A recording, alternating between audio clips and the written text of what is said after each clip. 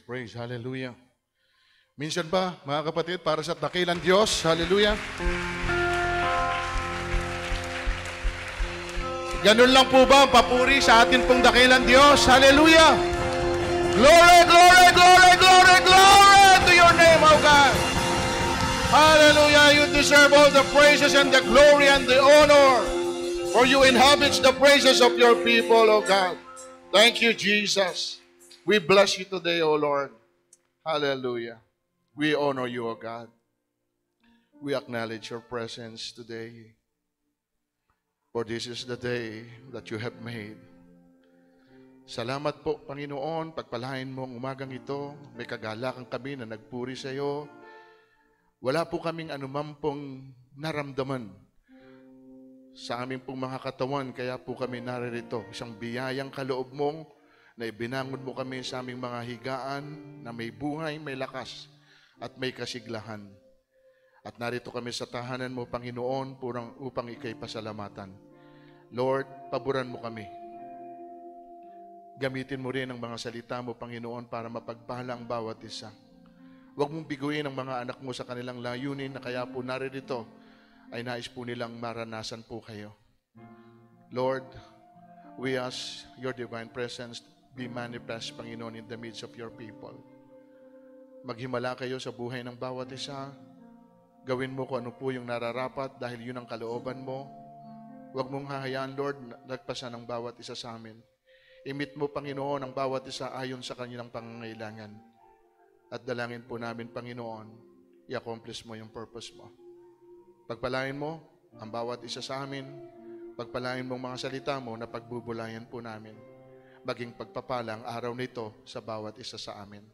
Muli, Panginoon, sa iyo papuri, sa iyo parangal, sa iyong pagluwalhati, sa iyong pagdakila. Ito po aming samot dalangin na may pasasalamat sa aming mga puso sa pangalan po ng aming Panginoong Hesus, at ang lahat ng anak ng Diyos ay magsabi ng Amen and Amen. Salamat sa praise team. Thank you, praise team. God bless you. Napakahusay ng puri natin ngayong umaga. Tayo po ay muli mag-aral ng salita ng Panginoon. Kinasasabikan niyo po ba ang salita ng Diyos? Kasi po, napakasarap na makarinig ng mensahe mula po sa atin pong Panginoon. At yung pong salita na ito ay nawa ay magdala sa atin ng kaunawaan. Hindi lamang po magbigay sa atin po ng impormasyon, kundi ito po yung maging daan para po magkaroon somehow sa buhay po natin ng real transformation. Kasi kung information lang at walang transformation, ang nakuha mo lang impormasyon. Pero mas maganda, nakuha mo yung impormasyon na siya naman nag-lead sa iyo into transformation. Okay? Now, ano sa palagay nyo dahilan, bakit po ang isang tao ay kailangan magtago? Dahil po ba meron siyang kinatatakutan? Meron po siyang nagawa na pagkakamali o isang kasalanan sa isang tao, kaya po niya ito tinatakasan o pinagtataguan? O ba kaya meron po siyang utang at wala po siyang pambayad, kaya po niya ito iniiwasan? Ano man po ang kanyang dahilan, mga kapatid, napakabigat po ng katayuan ng isang taong nagtatago. Wala kang kapanatagan, wala kang kapahingahan, wala kang kapatid na kapayapaan. Bakit ko po ito nabanggit? Sapagkat dito po sa Bible ay meron din pong nagtago. Hindi po sa tao, kundi sa Diyos. Yung tao kasi pwede nating pagtaguan. Kaya nga hanggang ngayon, marami po sa mga kriminal at large, ang tawag sa kanila ay fugitive, nagtatago, hindi malaman kung nasaan. Pwede. Naiwasan mo at pagtaguan ang sinumang tao. Pero dito, ang pinagtaguan po nila ay walang iba kundi po ang ating Diyos. At ang title po ng pag-uusapan natin ngayon ay pinamatan ko pong Hiding from God. Hiding from God. Sa Genesis chapter 3, ito po nakalagay. Pagdapit hapon, narinig nilang naglalakad sa halamanan si Yahweh, kaya't nagtago sila sa kahuyan. Datapwat tinawag ni Yahweh ang lalaki at tinanong, saan ka naroon? Now, yung dating masaya na magkasama at nagfe-fellowship together, dumating ang isang pangyayari na hindi inaasahan. Ito po yung tagpo, hinahanap na sila ng Diyos. At ang masakit, yung hinahanap niya, hindi na niya masumpungan dahil nagtatago. Now, at ang tanong niya ay ito, nasan ka naroon? So, unang puntos natin, some hide from God at the time of His investigation. Okay? Saan ka naroon? Yun ang tanong ng Diyos. Sa palagay niyo po ba, hindi alam ng Panginoon kung nasaan si Eva at si Adan? Being God? Alam po niya eh. Pero ito po, bakit niya ginamit yung tanong, nasaan ka naroon? As if na parang wala siyang alam kung nasaan nagtatago si Adan at si Eva. Ano sa palagay niyo, mga kapatid? Bakit kailangang itanong ng Diyos ang isang tanong na alam naman niya kung saan naroon? Hindi ho pala lahat ng tanong ay dahil hindi mo alam. Meron ho palang tanong na kaya mo itinatanong sapagkat gusto mo dun sa tao na tinanong mo ay harapin niya kung anuman yung bagay na pinagtataguan niya. At ito po ang nangyari dito. Gumawa ka ng isang bagay na ikaw mismo ang tumakot sa sarili mo. Which is hindi nangyayari ito before sa kanila. Pero dahil meron nga silang alam na ginawa na laban sa Diyos, eto na ngayon. Ang defense nila ay pagtaguan ang Panginoon as if na parang kaya nilang takasan yung pagkakamali na nagawa nila sa Diyos. Pero hindi po nagpunta rito ang Panginoon para sumbatan lang sila. Hindi po. Alam na ng Diyos kung ano yung ginawa nila. Pero gusto po ng Panginoon, mag-reason out ka. Bakit mo ito ginawa?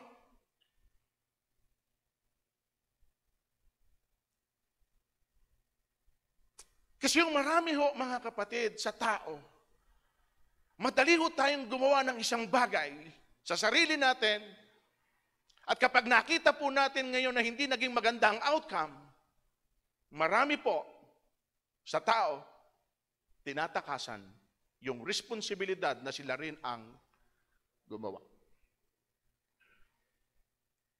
Hindi po nila hinaharap. At ito po ang ayaw ng Panginoon, kaya sila hinahanap. May ginawa ka isang bagay, harapin mo. Magpakalalaki ka, Adan. Sabihin mo, aminin mo. Hindi yung tatakasan mo, hindi yung tatalikuran mo. Paano mariresolbahan, mga kapatid, ang isang issue kung pilit mo itong iniiwasan? Kung pilit mo itong tinatakasan? Alam niyo ho ba kung bakit sa mag-asawa, sa isang pamilya, may mga unsettled issue? Dahil every time na i-brought out ito ng isa sa inyo, ayaw natin na ito'y pinag-uusapan. Why? I don't know, hindi ko alam kung ayaw mo itong harapin, hindi ko alam kung ayaw mo ito talagang pag-usapan sapagkat wala kang pwedeng gawin doon sa issue. Pero bakit nangyari yung issue? Marami pong ganito ang nangyayari.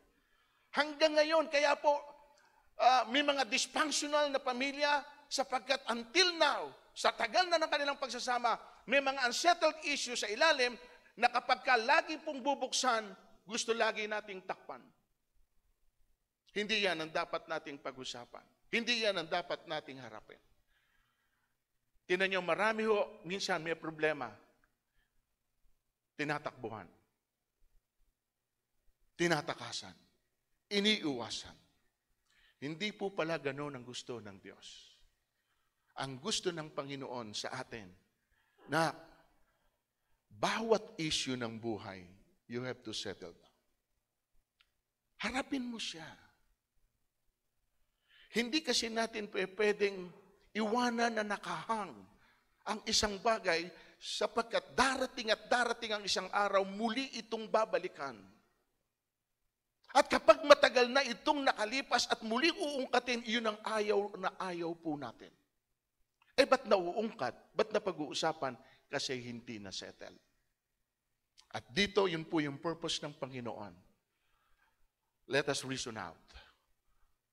Ano nangyari sa inyo? Bakit kayo ngayon nagtatago? Nasaan kayo?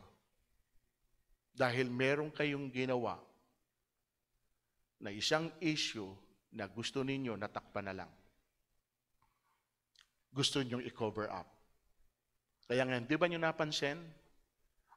On their own effort, di ba nung makita nila na sila'y naked, kumuha sila ng ano? Ng dahon. Una nilang tinakpan ay yung kanilang kahubaran. Pangalawa na kanilang pong pinagtaguan ay yung presence ng Panginoon na dati naman nilang nai-enjoy. Tingnan nyo.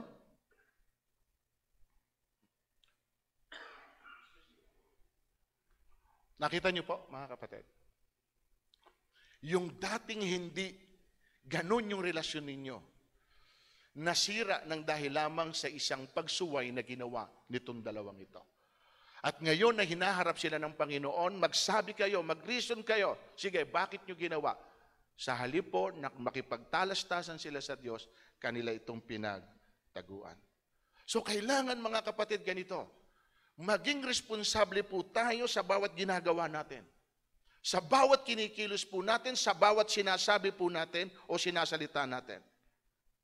At kung doon sa mga bagay na ito, posible po na magkamali po tayo, harapin po natin yung bunga ng pagkakamali at huwag po natin itong talikuran.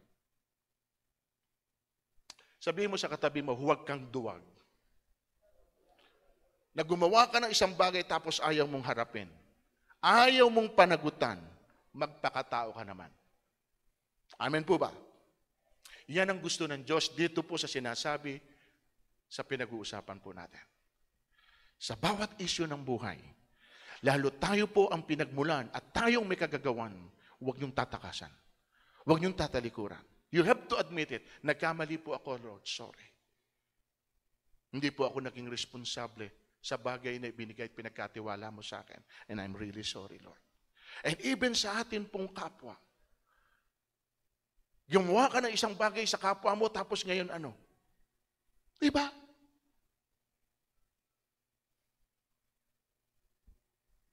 Maraming pwede nating ungkatin sa bagay na ito. Pero marami po hindi marunong harapin yung pong bagay na kanilang ginagawa. Tingnan nyo kung bakit po marami po, sorry to say, marami pong mga babae ang nakipagrelasyon at gumawa ng isang desisyon at nung pong magkaroon ng laman, yung lalaking gumawa, hindi na umakita kung nasaan. Marami bang gumawa nun? Maraming gumawa nun? Ayaw harapin yung kanyang ginawa. Bakit ayaw harapin? Ang sagot, hindi pa sila nakahanda. Pero nung ginawa nila, handang-handa sila. Hello? Kapag gagawa ka ng isang bagay, siguraduhin mo anuman ang maging outcome. Dapat mo itong panagutan, dapat mo itong harapin. And no matter kung ano yung consequence nito, dahil ikaw yung gumawa nito, you have to face it. Huwag mong tatakbuhan. Even it costs your own life. Para lamang patunayan mo, doon sa bagay na ginawa mo, hindi mo tatalikuran ng anumang bagay na ikaw ang nag-initiate nito. At yun po yung sinasabi rito, mga kapatid. Alam niyo ho ba, hiding from God, kung sasabihin ko sa inyo, foolishness. It's insane.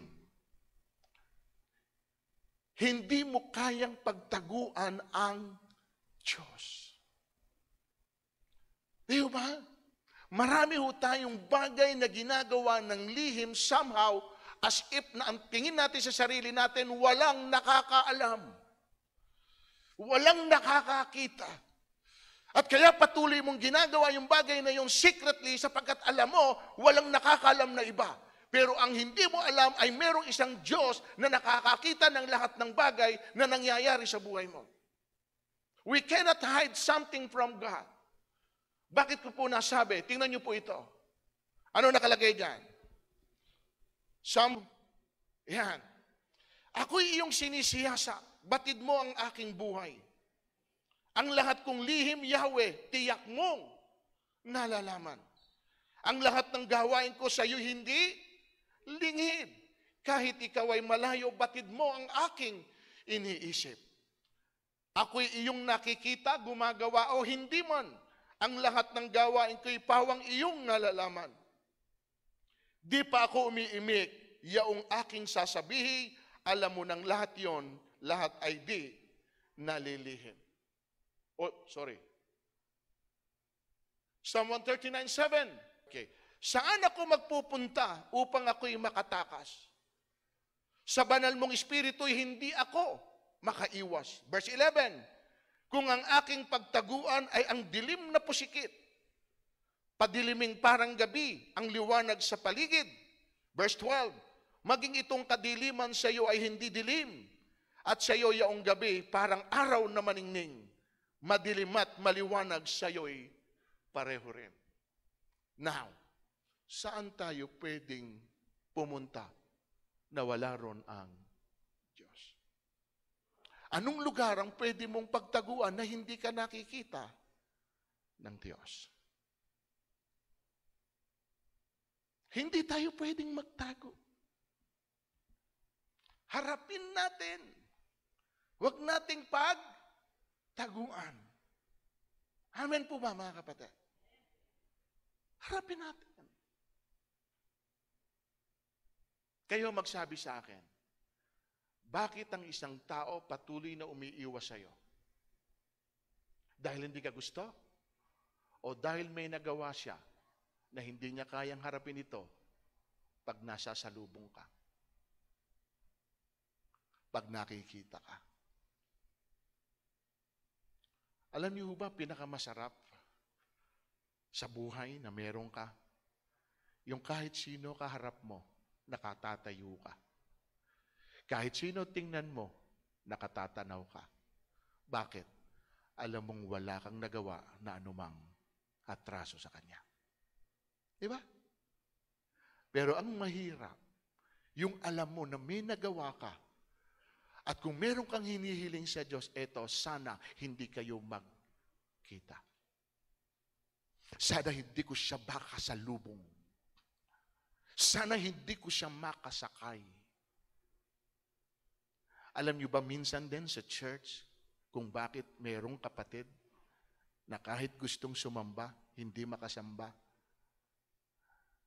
Dahil minsan naroon sa loob ng church yung iniiwasan niya. Amen po? Ba't umiiwas ka? Merong mali. Kausapin mo siya. Ano dahilan? At kapag ka nasettle yon, tingnan mo, magiging normal yung buhay mong muli. Bakit? Kasi wala ka ng issue. Okay po, mga kapatid? Okay. Yun po yung nagtago dahil nga po gusto silang imbestigahan ng ating Panginoon. Now, sino sa mga tao ang madalas ninyong iniimbitahan? Sa anumang okasyon meron kayo? Sino? Mga taong malapit sa inyo. Sino pa? Mga taong Mga kaibigan nyo, mga kamag-anak ninyo, sino? Ano pa? Sino pa? Ha? Kakilala ninyo. Bakit nyo po sila inaanyayahan? Bakit? Dahil gusto nyo silang makasama sa anumang selebrasyon meron kayo. Tama po? Gusto nyong matikman nila yung bagay na niluluto mo para sa kanila. Gusto nyong kasama sila sa magagandang bagay na nangyayari sa buhay ninyo. Tama po ba? Kaya nyo sila inaanyayahan o iniimbitahan. Alam nyo po ba na ang Diyos din ay nag-iimbita? Pero hindi ho lahat ng inanyayahan niya, pinagbigyan siya. Hindi po lahat ng inimbitahan po niya pumunta sa imbitasyon po niya. At ang alam ko mga kapatid, kapag ka inimbitahan ka, doon sa binanggit natin, kaya kita inaanyayahan because you're too close to me. You are so special to me. Tama ba? Hindi kita aanyayahan sa isang okasyon na meron ako kung hindi kita pinapahalagahan. Kung hindi ka mahalaga sa akin na naroon ka, sapagkat yung okasyon ay matatapos kahit wala ka doon sa okasyon na yon. Tama ba? Pero yun nga po eh. So anong ibig kong sabihin? Ang Panginoon ay nag-iimbita rin. Pero tingnan po ninyo kung ano ang naging tugon ng mga inimbitahan. Ito yung second point natin. Some hide from God at the time of their... Palitan natin yung there. His invitation. His invitation. Tama po? Hindi there ang nakalagay dito sa akin. Ayan. Some hide from God at the time of His invitation. Sa John chapter 5:40, tinan nyo nakalagay. Ngunit ayaw naman ninyong lumapit sa akin upang kayo'y magkaroon ng buhay. Ayaw nyong lumapit. May invitasyon, come. I will give you life. Para ikaw magkaroon kayo ng buhay. And yet, yung pong lahat ng inimbitahan, ito po ang sagot ng ating Panginoon.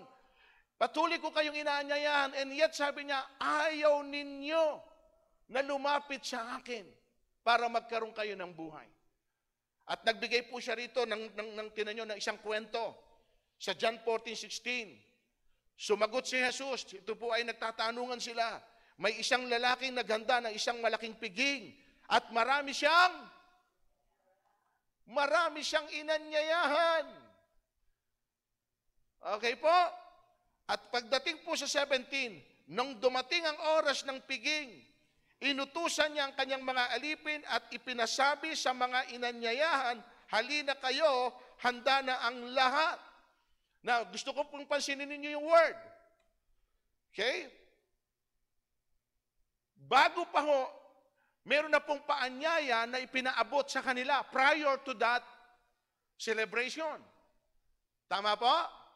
At nung dumating na po yung piging that day itself, muli po niyang inutusan yung mga alipin para po i-inform sila nakahanda na yung piging. So, bali dalawa ito ha. Yung paunang pasabi na inaanyayahan po kayo sa isang pagtitipon, malaking piging. May pauna. Nung pong nakahanda na, saka po uli nagpadala. Sabi niya, okay, sabihin mo na uli, nakahanda na yung piging, pumunta na kayo. Ano po ang nangyari? Verse 18. Ngunit, nagdahilan silang lahat. Ang sabi ng una, nakabili ako ng bukid at kailangan kong puntahan. Kayo na sana ang bahalang magpaumanhin saan? Sa akin.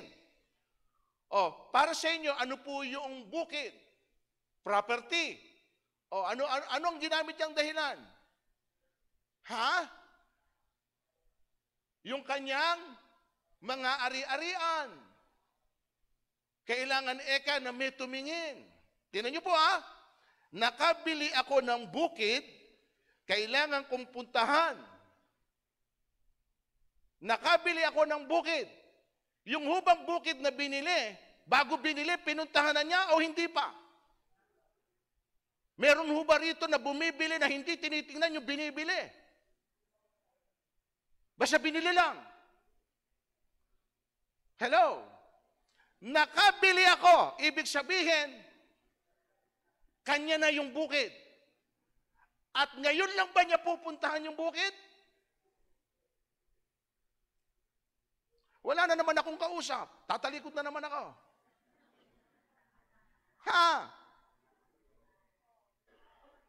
So, ibig sabihin, yung bukid, pag-aari na niya.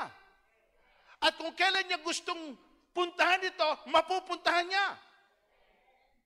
Bakit po dito pa itinapangat sa panahon na ito na may paanyaya sa kanya? Dahil ayaw niya. Kasi itong laging naririnig natin, di ba? Kung gusto, may paraan. Kapag ayaw, yun lang yun. Wala ko kasing pwedeng pumilit sa'yo sa isang bagay na gusto mo.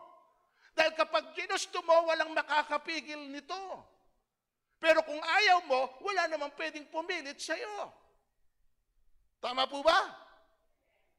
O ano yung pangalawa?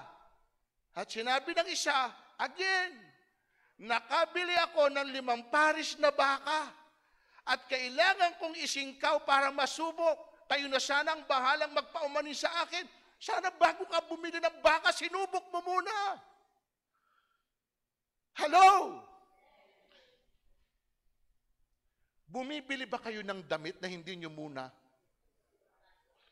O tinatansya nyo na lang maliban? Yung sa sarili nyo ha. Kasi pwedeng bumili ka ng damit na hindi na isukat kung yung binili mong damit ay para sa iba. Tatansyahin mo yon, tama. Pero kung yung bibilin mo ay para sa iyo, sisiguraduhin ko sa iyo, susukat mo. Tama? Bumili ng baka, hindi pa pala subok. At ngayon pa lang niya, susubukan. Dapat bago siya bumili, yung bambaka na ito na bibiling ko, nasisingkawan. Kasi kung hindi ito nasisingkawan, ang kailangan ko'y nasisingkawan, hindi ko bibilin. Tama po. Again, meron po siyang ginamit na dahilan. Ano ba yung baka? Business. Alam niyo ba yung una, kaya hindi maka-attend ng church yung iba? Walang magbabantay sa bahay. Marami kang mananakaw. Yung pangalawa, hindi maka-attend sa church. You know why? Kailangan bukas yung business kahit araw ng linggo. Yung pangatlo, ano po dahilan? Bagong kasal. Tama ba? Ito yung sinabi naman ng isa pa, bagong kasal ako, kaya hindi ako makadadalo. Bagong kasal. Sa tatlo, parang mas reasonable yung huli. Dahil bagong kasal. Ayaw niyang ipuspon dahil atat na atat na. Pwedeng reasonable yung kanyang ano. Pero kapatid, lahat po kasi ay pwedeng gawa ng paraan. Kahit bagong kasal ka. Ito, binanggit lang bagong kasal. Hindi naman sinabing yun yung first night nila o second night nila. Basta bagong kasal sila. Ang isang buwang ikinasal, ano tawag nyo? Isang buwan ang magsasama. Bagong kasal pa rin, di ba? Sila bagong kasal. Isang buwan lang kinasal yan 2 buwan ay kinasal. At bago lang yan. 2 buwan lang kinakasal yan. Bago pa rin yun. Pero sa totoo ito, lahat, gumamit lang sila ng dahilan. At ito pinakamasakit. Mga kapatid, sila yung unang inimbitahan. At kapag binasa niyo po yung mga susunod, nagalit na po kasi yung nagpakasal, nagpahanda, ipinaimbita na po niyang lahat ng nasa lansangan. Second choice. Pero yung una niyang binigyan ng importansya, binaliwala po siya. And because of that, ano po sabi? Ha? Eto sabi. Ang sinabi po narito, hindi nila matitikman ang unang inanyayahan, hindi nila matitikman ang aking inihanda. Nakita po ninyo? Yung unang inanyayahan ay hindi daw matitikman yung kanyang inihanda. Ano sinasabi rito ng Panginoon? Yung pong mga tao na patuloy na umiiwas sa kanyang imbitasyon, hindi makakaranas ng kahit anuman meron ang atin pong Panginoon. Bagamat sila po yung unang binigyan ng Diyos ng pagkakataon. Kaya hindi ho ba may salita sa Bible, may nahuli, may nauna, at merong nahuli? Yan po yun. So ang ibig kong sabihin dito, yung pong privilege na meron po tayo, na kapag ka po tayo ay inaanyayahan ng Panginoon sa mga bagay na tulad po nito, sa mga gawain especially para po sa Kanya, huwag po tayong mag-reason out. Huwag tayong gumawa ng mga excuse na invalid naman, unreasonable. Kailangan po mga kapatid, no? Pagka may pagkakataon tayo at alam naman natin na kaya nating gawin, huwag po nating babaliwalain sapagkat napakahalaga ng bagay na ito. Ayoko po kasing ganito ang word na maririnig ninyo. Kasi yun, napakapangit namang sabihin. Pero tingnan po niyo ito. Allow me to say this.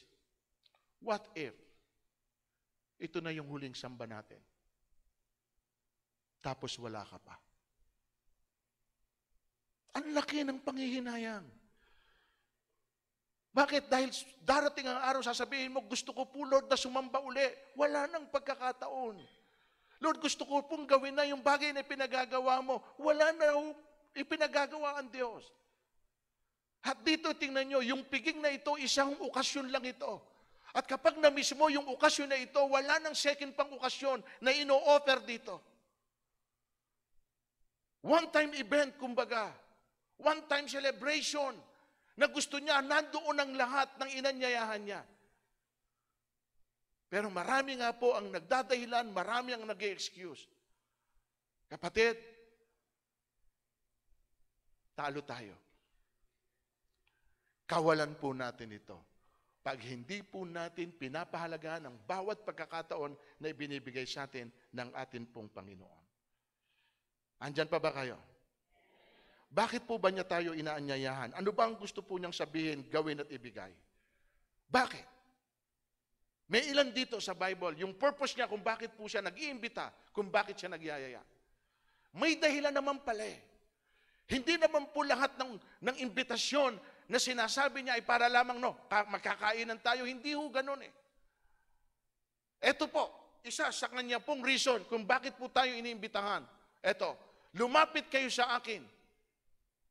Imbitasyon yan. Lumapit kayo sa akin. Kayong lahat na napapagal at nabibigatan sa inyong pasanin at kayo'y pagpapahingan ko. Ano po yung gusto niya ibigay sa atin dito? Rest. Nakita nyo, kaya ka pala iniimbitahan ng Diyos. He wants to give you rest. This is for your own good. Halika na, nakikita ko patang-pata ka na eh. Pagal na pagal ka na eh. Ang dami mo ng ang dami mo ng mga paghihirap na nararanasan. Halika for a while. Ako na nag-iimbita sa iyo, come. I will give you rest. Binabaliwala po ng marami yan. Kaya hanggang ngayon, tingnan nyo. Di ba? Hindi sila makasumpong ng kapahingahan. Ano pa? Tingnan nyo po ito. Halika kayo. Magliwanagan tayo. Halika kayo. Ibig sabihin, invitasyon. Halika kayo. Magliwanagan tayo. Gaano man karami ang inyong kasalanan, handa kong ipatawad ang lahat ng yan. Kahit na kayo'y maruming-marumi sa kasalanan, kayo'y magiging busilak sa kaputian. Ano po yung gusto niyo ibigay sa atin dito? Ha? Forgiveness. Nakalika. Isa rin kasi sa dahilan kung bakit po hesitant po tayo na lumapit sa Panginoon. Alam niyo ba sinasabi ng iba? Hindi na ako karapat-dapat sa Diyos. Napakarami ko nang nagawa na hindi tama sa harapan ng Diyos. Ang laki ng pagkakasala ko. Marami akong pagkukulang sa Panginoon. Kaya kapag inaanyayahan mo sila, halika, sama ka sa akin, hindi na ako tatanggapin ng Diyos. Hindi mo ako kilala. Napakarami ko nang nagawa. Ginagamit po itong excuse. Pero ano sabi ng Panginoon? Halika na. Halika, sabi niya dito. Halika kayo, magliwanagan tayo. Sipin nyo yung privilege na ito. Kasi wala akong hinihindihan ng Diyos. At hindi yung mga bagay na gagamitin nating dahilan para po yun ang pumigil sa Panginoon na hindi niya ituloy yung invitasyon. Lahat po tayo. Yun ang maganda sa Diyos eh. Sa atin, sa tao, pili lang ang iniimbitahan mo eh. Tama hindi? Pili lang. Hindi lang pili. Meron pa itong meron pa itong number. Hanggang ilan lang. Hindi tayo pwede lumagpas dito. Kakapusin na budget natin. Hanggang 50 lang. Kaya kapag sumosobra sa 50 ayan na, dumadami. Natataranta ka, bakit? Kasi nga, ang alam mo, hanggang 50 lang.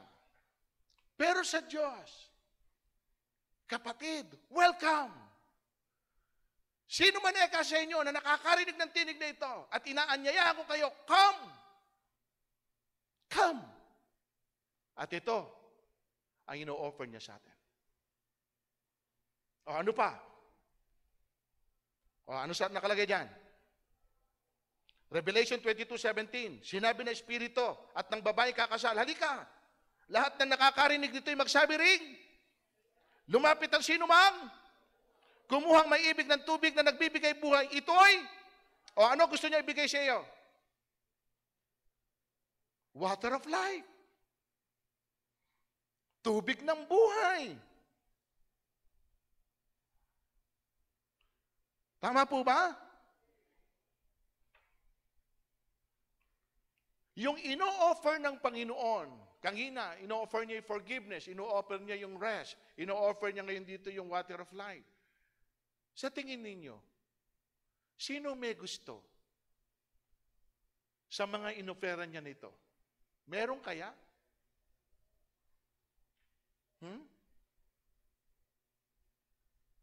Alam niyo po mga kapatid, wala namang tatanggi eh.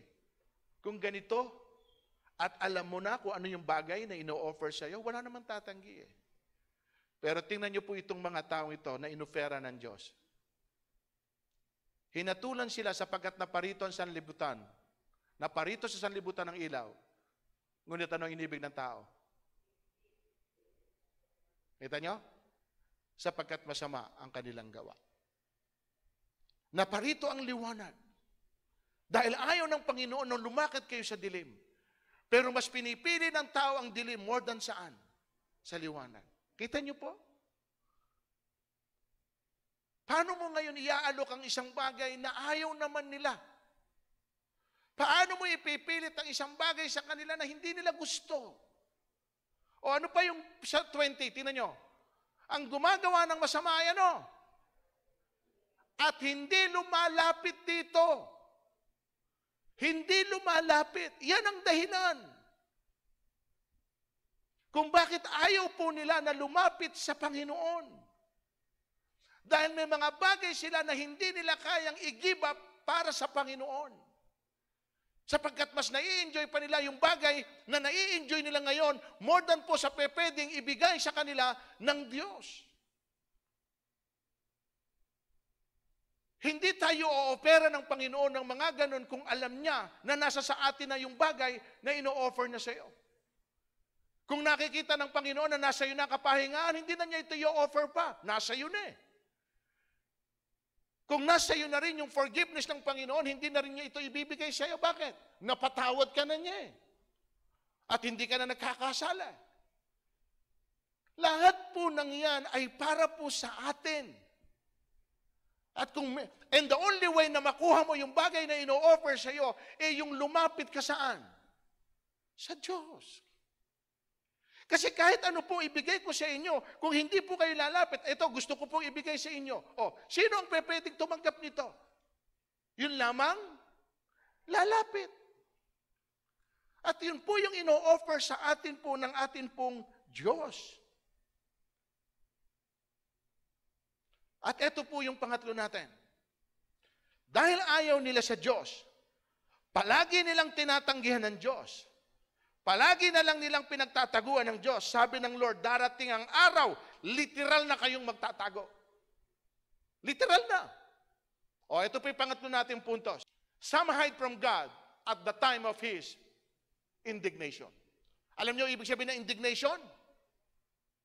Yung puot na ng Diyos, yung galit na ng Panginoon.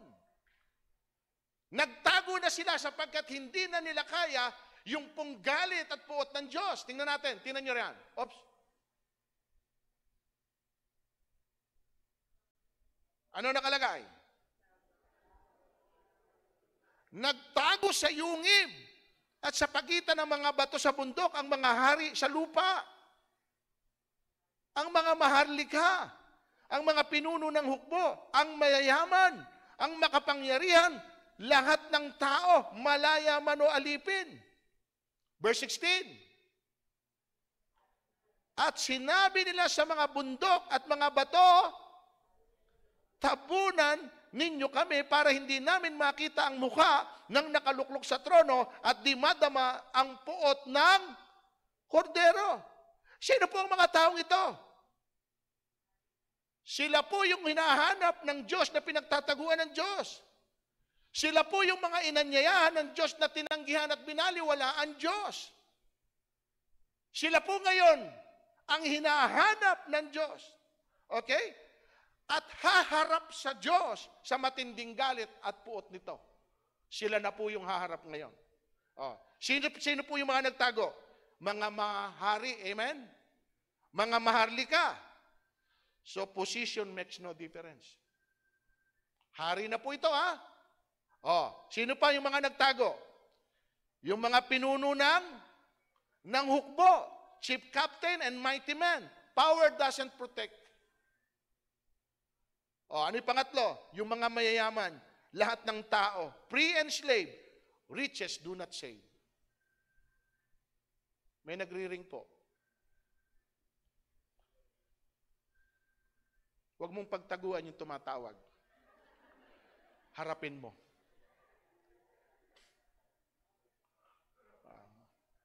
O yan. Hindi ka titigilan yan, hindi ka nagbabayad.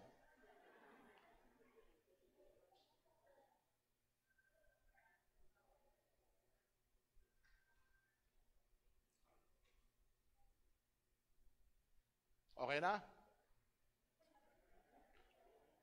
Kasi ang cellphone ngayon, iisa natunog eh. Akala mo yung sa'yo nagre-ring, yung pala sa kanya nagre-ring. Oh, anyway, eto po yon mga kapatid. Literal na nagtago. Sila yung mga binigyan ng Diyos ng pagkakataon, pero binaliwala nila ang Panginoon. At darating palang araw, kahit sino ka, can you imagine, isa kang hari, maharli ka? Nasa isang lugar ka ng bundok, nagtatago dahil natatakot ka sa puot at galit ng Diyos. Ang hirap, di ba? Ang hirap na meron kang tinatakasan. Amen? Ang hirap na meron kang pinagtataguan. Ang hirap na pilit mong inililigtas ang sarili mo, akala mo ay kaya mo itong matakasan. No. At akala nila, hindi mangyayari ito sa kanila. Kaya nga salamat sa Panginoon. Tayo, nung hinahanap tayo ng Panginoon, ayan, nasumpungan tayo ng Diyos. Kaya nga dapat maingat tayo. O ito po yon. Huwag po nating hayaan na ganito mangyari sa atin, na binigyan tayo ng Diyos ng pagkakataon. Madalas may imbitasyon ng Diyos sa Bible study, sa prayer meeting, sa Dawn Watch, Sunday service. Marami po hindi nakakapunta. Wala namang ibang dahilan. Alam po yan lahat ng Diyos. Marami po mga kapatid, darating ang araw, sasabihin po ninyo, gusto ko nang pumunta sa mga gawain. Baka wala na ho kayong gawaing mapuntahan. At sasabihin ng Diyos, isa man sa kanila, again, wala kayong matitikman sa lahat ng inihanda ko para sa inyo. So mag-isip po tayo. Hindi ho laging may pagkakataon. Again, tingnan ninyo, balikan ko lang sandali uli, tulad ng binanggit ko nung nakaraang linggo. Nung ipasara ang church, lahat tayo nanabik na buksan ng church. Lahat po ng mga kapatid natin ay tawagan ng tawagan. Panay po ang tanong, Pastor, kailan po tayo magbubukas? Nandun yung kanilang kasabikan. Sabi ko, wala tayong magagawa, mga kapatid. Ipag-pray na lang muna natin na dumating yung pong pangalawang pagkakataon na buksan muli ang church at muli tayong magkasama-sama at magtipon. Matagal, ilang buwan ang dumaan. Lahat tayo naghihintay. Wala tayong inaabangan kundi yung announcement ng gobyerno na sabihin na ang Bulacan ay under na ng MGCQ. At least 50% allowed. Ito na po ngayon. Nung nag-announce na ngayon na magbukas ang church at sinabi natin bukas na po ang church, marami po sa tumawag ang hindi ko po nakita. Bakit? Nung sarado ang church, sabik na sabik pumunta.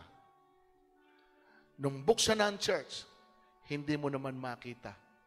Ano ba talaga ang gusto nila? Nakita niyo po? Paano kaya kung sabihin uli ng gobyerno, muling isasara ang church at hindi na po ito bubuksan kahit na kailan? Ano gagawin natin? Mag-o-online. Sa online po tayo ngayon. Mag-o-online tayo. Pag sinabi po ngayon ng gobyerno, lahat ngayon ng mga satellite internet, putulin. Wala na tayong online. Ano na gagawin nyo? Bible study. Sa Bible study, pag sinabi po ng gobyerno, hindi pa pwedeng magtipon kahit 10 tao. Saan na tayo pupunta? Nakita nyo po? Mga kapatid, samantalahin nyo. Samantalahin nyo. Sapagkat hindi natin pwedeng sabihin, either way, sa linggo ay meron pa tayong church o probably sa linggo, wala na tayo. At least, hanggang sa huli ng buhay mo, masasabi mo, Lord, ginawa ko yung dapat kong gawin bilang anak mo. At wala akong regret. Bakit? Kasi sumunod ako sa kalooban po ninyo. Amen ba, mga kapatid? Sa mensahe po na ipinabot po sa atin ng Panginoon, hindi po pwedeng wala tayong itinatago sa Diyos.